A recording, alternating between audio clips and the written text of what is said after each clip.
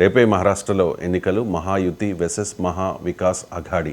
So పోటాపోటీగా రెండు పార్టీలు కూడా చాలా రెండు కూటమిలు కూడా చాలా ప్రతిష్టాత్మకంగా తీసుకున్నాయి. మహారాష్ట్ర ఎన్నికల ఫలితాలని ప్రభావితం చేసే అంశాలు ఏమిటి సార్?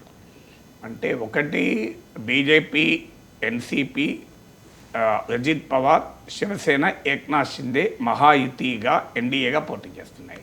మరోవైపు కాంగ్రెస్, ఉద్ధవ్ ఠాక్రే నాయకత్వంలో శివసేన, శరద్ పవార్ నాయకత్వం ఎన్సీపీ మహావికాస్ అగాదిగా పోటీ చేస్తున్నాయి. ఈ రెండు కూటములకు వారి వారి స్ట్రాంగ్ ఇష్యూస్ ఆధారంగా ఆశపడుతున్నాయి గెలవటానికి. ఎందుకంటే చాలా కీన్ కంటెస్ట్, హర్యానాలో కూడా కీన్ కంటెస్ట్ అన్నారు. బీజేపీ వైపుగా వన్ సైడ్గా తీర్పు వచ్చింది. రాజకీయాల్లో ఎన్నికల్లో ఎవరని చెప్పలేము. ట్రంప్, కమలా హారిస్ల మధ్య కూడా కీన్ కంటెస్ట్ అన్నారు. అల్టిమేట్లీ ట్రంప్ చాలా క్లియర్ విన్నర్గా ఎమర్జ్ అయ్యారు. రాజకీయాల్లో ఎవరము ఖచ్చితంగా చెప్పలేం. కానీ ప్రధానంగా మహాయుతి గవర్నమెంట్ ఏంటంటే పెద్ద ఎత్తున ప్రభుత్వ వ్యతిరేకతను ఎదుర్కొంటుంది. ముఖ్యంగా వ్యవసాయ సంక్షోభము, పడిపోతున్న పంటల ధరలు, ఉల్లిగడ్డల రైతులు తీవ్ర ఆందోళన. మీకు ఉల్లి విదర్భ ప్రాంతం, నాగ్పూర్ ప్రాంతం అంతా ఆనియన్ ఫార్మర్స్ చాలా ఎక్కువ మంది. So sugar cane growers, onion farmers. ఉల్లిగడ్డ బాగా ధర ఉన్నప్పుడేమో అంతర్జాతీయ మార్కెట్లో ప్రభుత్వం ఎగుమతులపైన నిషేధం విధిస్తుంది. ఆ బెనిఫిట్ రైతులకు రాకుండా పోతుంది అనేది రైతుల్లో ఉన్న ఆందోళన. కన్జ్యూమర్స్కు ధరలు పెరగకుండా చూసేందుకు ఈ రకమైన ఆంక్షలు విధిస్తూ ఉంటారు. కానీ రైతులు మాకు ధరలు రావడం లేదు అనేది ఆందోళన. అందువల్ల ఈ అగ్రికల్చరల్ క్రైసిస్ ఉంది. అలాగే మరాఠా రిజర్వేషన్ ఇష్యూ ఉంది.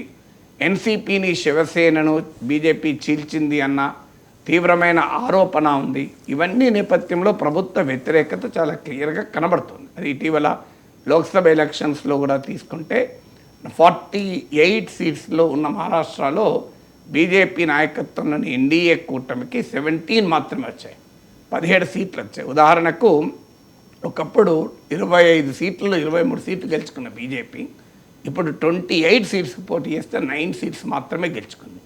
అందువల్ల ప్రభుత్వ వ్యతిరేకత చాలా బలంగా క్షేత్రస్థాయిలో ఉంది. ఇది తమకు ఉపయోగపడుతుంది అని మహావికాస్ అగాది నమ్ముతోంది.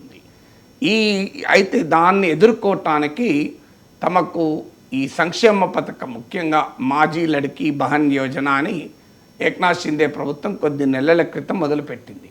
సో ఈ స్కీమ్ తమని గట్టెక్కిస్తుంది. కారణం ఏంటంటే ఈ స్కీమ్ కింద ప్రతి ఎలిజిబుల్ మహిళకు 1500 రూపాయలు నెలకిస్తారు. ఇప్పుడు మళ్ళీ అధికారంలోకి వస్తే 2100 రూపాయలు చేస్తామని ప్రకటించారు. ఇప్పటికీ ఈ స్కీమ్కు ఏడాదికి 90,000 కోట్లు ఖర్చు పెడుతున్నారు. 2,34,00,000 మంది, 2.34 crore బెనిఫిషరీస్. అంటే మహారాష్ట్రలో ఉన్న మహిళా ఓటర్లలో సగం మంది లబ్ధిదారులే. ఈచ్ కాన్స్టిట్యున్సీకి వస్తే సుమారు 80,000 మంది, 80,000 బెనిఫిషరీస్ ఉంటారు ఒక్క అసెంబ్లీ సెగ్మెంట్లో. ఒక్క అసెంబ్లీ సెగ్మెంట్లోనే 80,000 ఈ మాజీ లడ్కీ బహన్ యోజన బెనిఫిషరీస్ ఉంటారు కనుక వీళ్ళు మాకు ఓట్లు వేసినా మేము అధికారంలోకి రాగలము అనేది మహాయుతి నమ్మకం, ఎన్డీఏ నమ్మకం. సరిగ్గా మధ్యప్రదేశ్తో పోల్చి ఈ ఆశపడుతున్నారు. మధ్యప్రదేశ్లో వాస్తవంగా ఎన్నికల వాతావరణం బిగినైనప్పుడు చాలామంది అంచనా వేసింది కాంగ్రెస్ గెలుస్తుంది అని. అనేక ప్రీపోల్ సర్వేలకు కూడా మధ్యప్రదేశ్లో కాంగ్రెస్ గెలుస్తుంది అన్నారు. కానీ ఇదే రకమైన ఒక పథకం, మహిళల ఉద్దేశించిన పథకం శివరాజ్ సింగ్ చౌహాన్ నాయకత్వంలో ప్రభుత్వం అమలు చేస్తే బీజేపీ గెలవటానికి అది ఉపయోగపడింది. అందువల్ల మహారాష్ట్రలో కూడా నేను వివిధ కారణాలు చెప్పాను. ప్రభుత్వ వ్యతిరేకత, ఆ వ్యతిరేకతను అధిగమించి ఈ సంక్షేమ పథకం తమల్ని కాపాడుతుంది అనేది బీజేపీ నాయకత్వంలోని ఎన్డీఏ ఆశ. అయితే దీనికి మహావికాస్ అగాది అంచనా ఏంటంటే ధరలు బాగా పెరిగాయి. అందువల్ల ఈ లబ్ధిదారులకు కూడా వచ్చే 1500 రూపాయలకు సంతృప్తి పడరు. పెరిగిన ధరల ప్రభావం వల్ల ఇంకెక్కువ ఆందోళన చెందుతున్నారు.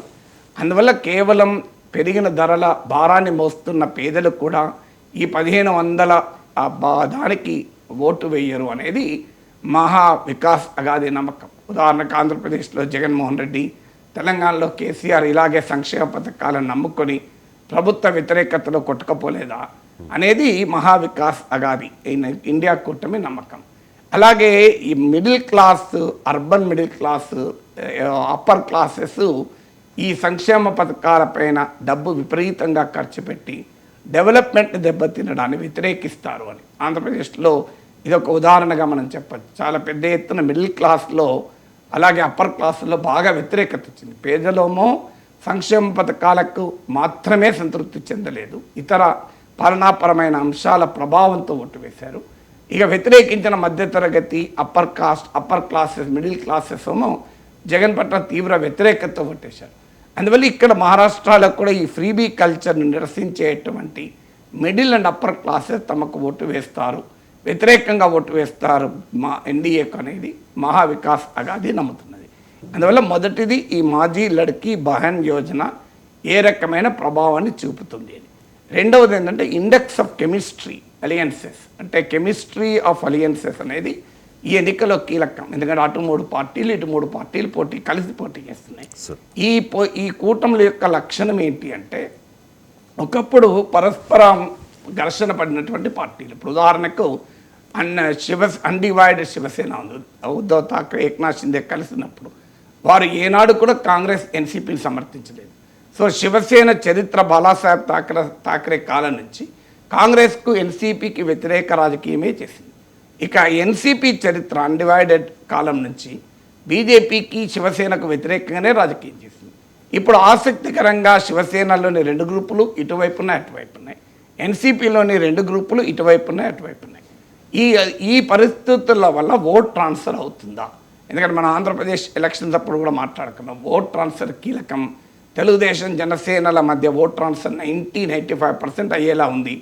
అది ఈ కూటమికి ఉపయోగపడుతుందని ఆ రోజుల్లో కూడా నేను చెప్పాను.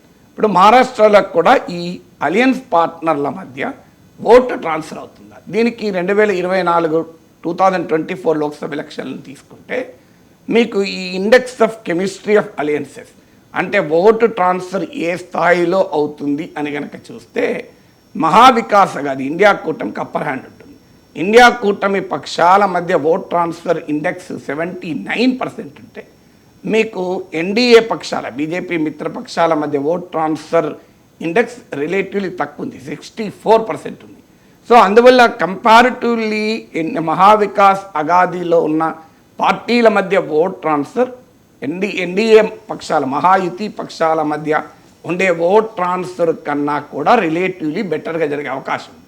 మీకు క్లాసిక్ ఎగ్జాంపుల్ ఏంటంటే ముంబై ప్రాంతంలో ముస్లింలు కూడా ఉద్ధవ్ ఠాక్రే నాయకత్వం శివసేనకు ఓట్లేశారు. 72% పోల్ స్టడీస్ 2024 ఎలక్షన్ చూస్తే 72% ముస్లిం శివసేనకు ఓటేశారు.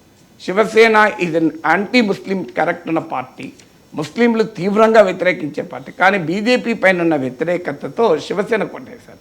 కానీ ఎన్సీపీకి అనుకూలంగా ఉండేటువంటి ముస్లింలు అజిత్ పవార్ వైపు ఉన్నా కూడా ఎవరు కూడా ఆ కూటమి కోటేయాలి, ఇంక్లూడింగ్ అజిత్ పవార్ కూడా వేయలేదు. కారణం ఏంటంటే బీజేపీతో కలిసినందుకు అజిత్ పవార్ని శిక్షించారు. అందువల్ల ఈ index of vote chemistry of alliances లేదా ఓట్ ట్రాన్స్ఫర్లో కంపారిటివ్లీ మహావికాస్ అగాదికి అప్పర్ హ్యాండ్ ఉంటుంది. సో ఇక మూడవది అర్బన్ వర్సెస్ రూరల్. ఇప్పుడు మహారాష్ట్ర ఇస్ లైక్ ఎ రెండు స్టేట్లు అవి. మహారాష్ట్ర రీజన్స్ తీసుకుంటే ఇప్పుడు విదర్భ, మరఠ్వాడ, నార్థన్ మహారాష్ట్ర చాలా పేద ప్రాంతాలు, అంటే ఇక్కడ అగ్రికల్చరల్ క్రైసిస్ ఉన్న ప్రాంతాలు, రైతుల ఆత్మహత్యలు జరిగే ప్రాంతాలు. ఇది కాకుండా ముంబై, థానే, కొంకన్, వెస్టర్న్ మహారాష్ట్ర చాలా పారిశ్రామికంగా అభివృద్ధి చెందిన ఇన్ఫ్రాస్ట్రక్చర్ ఉన్న ప్రాంతాలు. ఇక ఆశ్చర్యం వేస్తుంది, ఈ 2 ప్రాంతాలు అంటే ఒకవైపు ముంబై, థానే, కొంకన్ మీకు వెస్టర్న్ మహారాష్ట్ర, మరోవైపు విదర్భ, మరఠ్వాడ, నార్థన్ మహారాష్ట్ర. ఈ రెండిట్లో సగం సీట్లు ఉన్నాయి, ఇటు ఆఫ్ ఉన్నాయి అటు ఆఫ్ ఉన్నాయి. పర్ క్యాపిటల్ ఇన్కమ్ తీసుకుంటే మీకు ఈ విదర్భ, మరఠ్వాడ, నార్థన్ మహారాష్ట్రతో పోలిస్తే ముంబై, థానే, కొంకన్, వెస్టర్న్ మహారాష్ట్ర తలసరి ఆదాయము 2 to 3 times ఉంటుంది, అంత గ్యాప్ ఉంటుంది. సో ఇక్కడ అగ్రికల్చరల్ క్రైసిస్ ఇష్యూ అయితే అక్కడ డెవలప్మెంట్ ఇష్యూ అవుతుంది. అయితే ఇటీవల కాలంలో అటల్ సేతు నిర్మాణము, పోర్ట్లు, ఎయిర్పోర్ట్ల నిర్మాణము, ఇన్ఫ్రాస్ట్రక్చర్, రోడ్స్ నిర్మాణం వల్ల ముంబై, థానే, కొంకన్, వెస్టర్న్ మహారాష్ట్ర బెల్ట్లో తమకు లాభం జరుగుతుంది అనేది ఎన్డీఏ నమ్ముతుంది. ఇది 3rd factor, urban versus rural. 4th factor వచ్చే వరకు ఏంటంటే మీకు మరాఠీ అస్మిత. సో మహారాష్ట్ర యొక్క ప్రత్యేకత ఏంటంటే మనకు అర్థం కావాల్సింది. 4th ఫ్యాక్టర్లోకి వెళ్ళే ముందు ఇంకొక ఇంట్రెస్టింగ్ ఫ్యాక్ట్ చెప్తాను. భారతదేశంలో జరుగుతున్న రైతుల ఆత్మహత్యల్లో 37.6% 37.6% మహారాష్ట్రలో జరుగుతున్నాయి. విచిత్రం ఏంటంటే భారతదేశ జీడిపికి మహారాష్ట్ర 13.3%, 13.3% కంట్రిబ్యూట్ చేస్తుంది. అంతటి రిచెస్ట్ స్టేటు, అదే సమయంలో ఫార్మర్ సూసైడ్స్లో లీడింగ్. అంటే మహారాష్ట్ర ఎంత డివైడెడ్ స్టేటో మనకు అర్థమవుతుంది. ఈ డివైడెడ్ స్టేట్లు ఎలక్టోరల్గా కూడా రెండు రకాల ప్రాంతాల్లో, పేద మహారాష్ట్ర, సంపన్న మహారాష్ట్రలో కూడా సమానంగా సీట్లు ఉన్నాయి. అందువల్ల ఈ ఎలక్షన్ నరేటివ్స్ ఎలా ప్లే అయిపోతాయో చూడాలి. తర్వాత మీకు ఇక మరాఠీ అస్మిత కూడా చాలా కీలకం. ఎందుకంటే మీకు గుజరాతీ పాపులేషన్, ఇప్పుడు ఉదాహరణకు ముంబై ప్రాంతంలో తీసుకుంటే, ముంబైలో 43% of Mumbai are migrants, original Maharashtrians కాదు. ఒక 42% మాత్రం ఒరిజినల్ మహారాష్ట్రియన్స్. మీకు అరౌండ్ 19% వరకు మీకు గుజరాతీస్ కూడా ఉంటారు అందులో. మీకు విత్ ఇన్ మైగ్రెంట్లో 19% గుజరాతీస్. సో ఈ గుజరాతీస్ రిలేటివ్లీ రిచరు, బిజినెసెస్ వీళ్ళంతా డామినేటింగ్. సో అందువల్ల మోడీ, అమిత్ షా గుజరాతీస్ కనుక, గుజరాతీ వర్సెస్ మరాఠీ అస్మిత మహారాష్ట్ర చరిత్రలు కూడా ఉంది. సంయుక్త మహారాష్ట్ర ఉద్యమం కొరకు జరిగిన పోరాట కాలం నుంచి ఈ డివిజన్ ఉంది. సో ఆ డివిజన్ను ఇప్పుడు కాంగ్రెస్, ఎన్సీపీ, శివసేన, ముఖ్యంగా శివసేన, ఎన్సీపీ, ఈ రెండు పార్టీలు మరాఠీ అస్మిత అని పిలిపిస్తున్నాయి. ఈ మరాఠీ అస్మిత గుజరాతీల డామినేషన్ అని. కారణం ఏంటి అంటే మోడీ పేరిట ఓట్లు అడుగుతున్నారు. ఎందుకంటే మహారాష్ట్రలో బీజేపీ ఇంకా ముఖ్యమంత్రి అభ్యర్థిని కూడా మేము చెప్పమన్నారు. ఎందుకంటే ఏక్నాథ్ షిందే కాదు అంటే శివసైనికులు ఓటేయరు, దేవేంద్ర ఫడ్నవీస్ కాదు అంటే బీజేపీ సాంప్రదాయ ఓటర్లు ఓటేయరు. అందుకే ఎన్నికల తర్వాత చూసుకుంటాం, ఇప్పుడైతే మోడీ పేరిట ఎన్నికలకు పోతామని. దాన్ని మహావికాస్ అగాది ఉపయోగించుకుంటుంది. ఓహో, మీరు గుజరాతీ నాయకుల పేర్లు చెప్పి మహారాష్ట్ర వాళ్ళ ఓట్లు అడుగుతారా అని. ఎందుకంటే మోడీ ప్రభుత్వంలో ఫాక్స్కాన్ 1,50,000 కోట్ల పెట్టుబడి, 33,000 కోట్ల కేంద్ర ప్రభుత్వ రాయితీలతో నడిచేటువంటి చిప్ మ్యానుఫ్యాక్చరింగ్ యూనిట్, అలాగే వేదాంత ప్రాజెక్టులు, ఇవన్నీ కూడా ఫాక్స్కాన్, వేదాంత, మీకు ఇవన్నీ గుజరాత్కి వెళ్ళిపోయాయి. మహారాష్ట్రలో పెట్టాల్సిన ప్రాజెక్ట్ వేదాంతదైతే మీకు శరద్ పవార్కు సన్నిహితుడు కూడా దాని ఓనర్, అయినా కూడా గుజరాత్కు పంపించారు. అందువల్ల మహారాష్ట్ర నుంచి పరిశ్రమలు గుజరాత్కు తరలిపోతున్నాయి. గుజరాతీల ఆధిపత్యము అనే ఫ్యాక్టర్ను మహావికాస్ అగాది సమర్థవంతంగా ఉపయోగించుకోవాలని చూస్తుంది.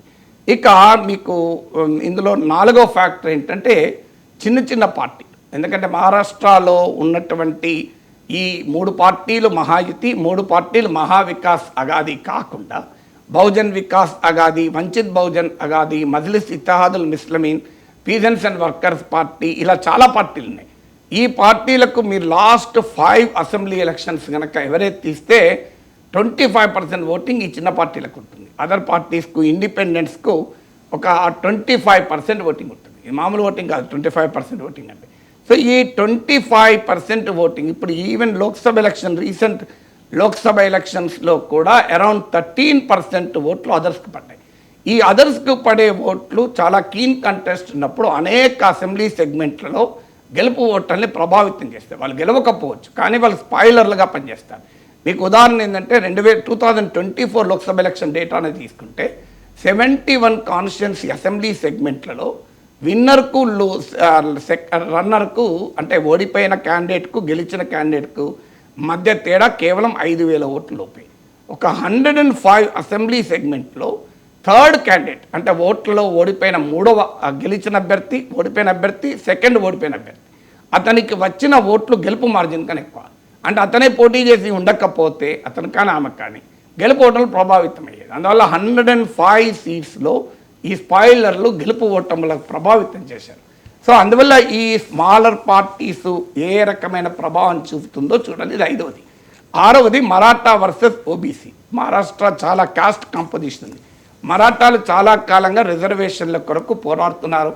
మనోజ్ జరంగి పార్టీ నాయకత్వంలో పెద్ద ఎత్తున పోరాడుతున్నారు. మరాఠ్వాడా ప్రాంతంలో వీళ్ళకి చాలా బలం కూడా ఉంది. అయితే వాళ్ళు ఇటీవల ఎన్నికల్లో మేము పోటీ చేయమని ప్రకటించారు. బట్ ఏదైనా అది బీజేపీకి వ్యతిరేకంగా లోక్సభ ఎలక్షన్లో మరాఠాలు ఓటేశారు. మహారాష్ట్ర జనాభాలో 28% మరాఠాస్. సో వారికి ఓబీసీ స్టేటస్ ఇవ్వాలి, రిజర్వేషన్లు ఇవ్వాలి అని చాలా కాలంగా మరాఠాలు పోరాడుతున్నారు. దాన్ని ఓబీసీలు వ్యతిరేకిస్తున్నారు. మీకు ఈవెన్ మహాయుతి నాయకులైన ఓబీసీ లీడర్లకు కూడా వ్యతిరేకిస్తున్నారు. ఎందుకంటే ఓబీసీల ఆందోళన ఏంటంటే మా సీట్లకు ఎఫెక్ట్ అవుతుంది. మీకు ఆంధ్రప్రదేశ్లో మీకు ప్యారలల్ కనబడుతుంది. కాపు రిజర్వేషన్లు ఇష్యూ వచ్చినప్పుడు ఆర్ కృష్ణయ్య లాంటి ఓబీసీ నాయకులకు కూడా మేము అంగీకరించాము కాపు రిజర్వేషన్లను వ్యతిరేకించారు. ఎందుకంటే కాపులకు రిజర్వేషన్లు ఇస్తే ఆటోమేటిక్గా అది ఓబీసీ కోటాల ఎందుకంటే 50% పరిమితి దాటకూడదు కనుక ఓబీసీ కోటా ఎఫెక్ట్ అవుతుంది అనేది ఆందోళన. సో ఓబీసీలు 38% ఉంటారు మహారాష్ట్రలో. సో అందువల్ల ఈ మరాఠా ఓబీసీ డివిజన్ అనేది పెద్ద ఎత్తున ఈసారి ఎన్నికల్లో ప్రభావం చూపే అవకాశం ఉంది. అందువల్ల ఈ 6 అంశాలు మహారాష్ట్రలో ఎవరు గెలుస్తారు అనే ఫ్యాక్టర్స్గా మనకు కనబడుతున్నాయి.